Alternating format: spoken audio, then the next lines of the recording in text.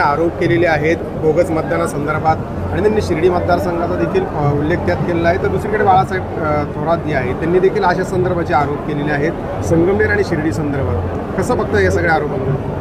कुठल्याही आमदाराला निवडणुकीला जाण्यापूर्वी मतदार याद्या उपलब्ध असतात, त्याची प्रक्रिया आहे। जेव्हा मतदार यादी प्राथमिक स्वरूपात अंतिम करण्यापूर्वी पब्लिश केली जाते, त्याच्यावर हरकती घेतल्या जातात आणि हरकती घेतल्यानंतर मग पुढे निवडणुकीला अंतिम यादी पब्लिश होते।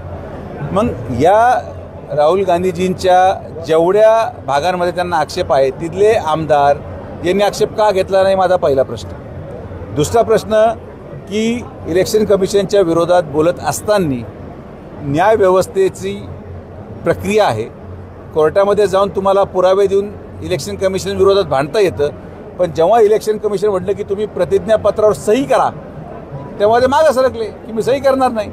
हा फक्त एक फुसका बॉम्ब आहे या लोकांना ज्यांना नाकारलेला आहे। मग तुमचं काय म्हणणं आहे की राहत्या तालुक्यामध्ये शिर्डी विधानसभेमध्ये 65,000चं मताधिक्य आहे, 1,30,000 मतं माननीय आमदार राधाकृष्ण विखे साहेबांना पडलेत, मग याच्यापैकी बोगस किती आहेत? 65,000चं लीड आहे ना। तुमचं म्हणणं आहे 5,000 बोगस असेल, चला वजा करा 60,000। हे कुठल्याही प्रकारे फक्त आरोप प्रत्यारोप आहेत।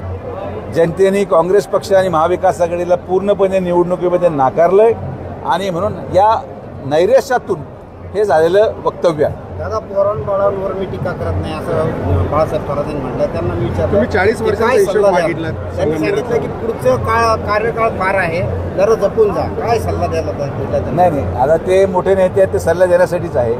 जी भूमिका ते आज घेत आहेत तीच भूमिका विधानसभेवेळेस घेतली पाहिजे होती। जर पोराबाळांवर बोलायचं नव्हतं तर विधानसभेच्या प्रत्येक भाषणावर माझ्याबद्दल का बोलले?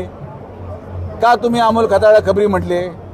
का तुम्ही म्हटले की सुजय विखेला आम्ही पळून लावलं, काट्यात लपला होता तर काटे काढत असेल?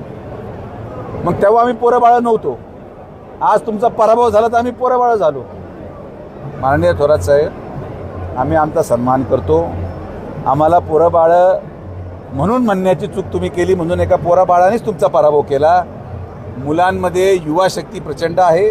आदरणीय प्रधानमंत्री नरेंद्र मोदींच्या माध्यमातून या देशामध्ये आता कोणाचीही दंडशाही चालत नाही। सर्वसामान्य माणूस आमदार होऊ शकतो, समजा सर्वांना तुरंत आमदार होऊ शकतो, हे कदाचित त्यांना पचत आजही नाही। आणि जो काही त्यांनी भविष्याच्या कालावधीचा विषय मांडला की काळ प्रदीर्घ आहे, आम्ही तर मान्य करत तयार आहोत। आम्ही तर आमचं मागचे 40 वर्षे संघर्षात गेले, पुढचे 40 वर्ष आम्ही संघर्षच करत राहणार। कारण की जेव्हा आपण सर्वसामान्य माणसाच्या हितासाठी लढतो त्याच्या पदरी हे संघर्षच येतात, ते संघर्ष आम्ही शेवटच्या श्वासापर्यंत करू आणि जी जी परिस्थिती सामोरे येईल त्या परिस्थितीला आम्ही हाताळण्यास समर्थ आहोत। प्रभावती बोगरेचं म्हणणं आहे की तुम्ही दमबाजी करत नाही असं म्हणताय, मात्र प्रत्येक भाषणात तुमची दमबाजी आहे। समोर तुम्ही दमबाजी करता, नंतरही मागूनही दमबाजी करा। No comments. नेक्स्ट। एकूण जर पाहिलं तर आगामी स्थानिक स्वराज्य संस्था जिल्हा परिषद यामध्ये तुम्ही संगमनेर विधानसभा मतदारसंघात काय तुमची भूमिका असणार आहे? आपण जे शब्द लोकांना दिले, जनतेचे प्रश्न सोडवणुकीची सुरुवात आपण केली। भोजापूर चारीचं पाणी आपण प्रत्येक गावामध्ये 30-40 वर्षानंतर पोहोचवलं। अनेक संगमनेर शहरातले प्रश्न आपण आता सोडवणुकीच्याकडे वाटचाल करत आहोत।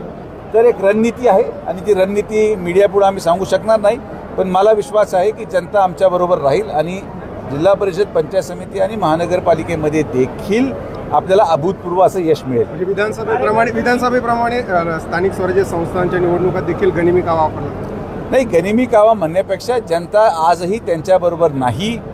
जे लोक कदाचित त्यांच्या मिटिंगला जात असतील ते तिथं मिटिंग आल्यानंतर आम्हाला सांगतात की बाबा काळजी करू नका, आम्हाला जावं लागतं।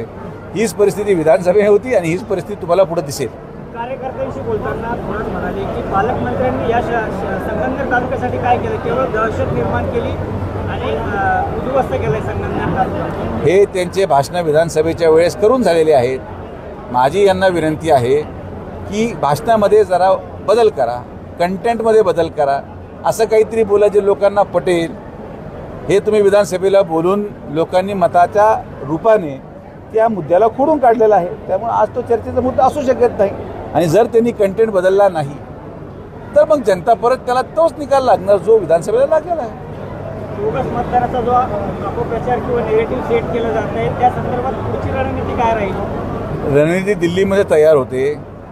राहुल गांधीजींना देशाच्या न्यायव्यवस्थेवर विश्वास नाही, देशाच्या निवडणूक आयोगावर विश्वास नाही, देशाच्या मतदारांवर विश्वास नाही आणि म्हणून आता भारतीय कोणत्याही आस्थापनेवर विश्वास नसल्यामुळे मला असं वाटतं की या सगळ्या पदांवर इटलीहून लोक आणावे लागतात की काय, असं मला प्रश्न पडतो जेव्हा की त्यांचा विश्वास संपादन होऊ शकेल.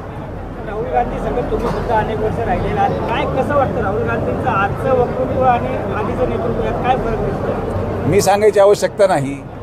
त्यांना 20 वर्षापूर्वी लोक नाकारतच होते, 10 वर्षापूर्वी नाकारलंय आणि आजही नाकारलंय, त्यामुळे बदल काहीच दिसत नाही.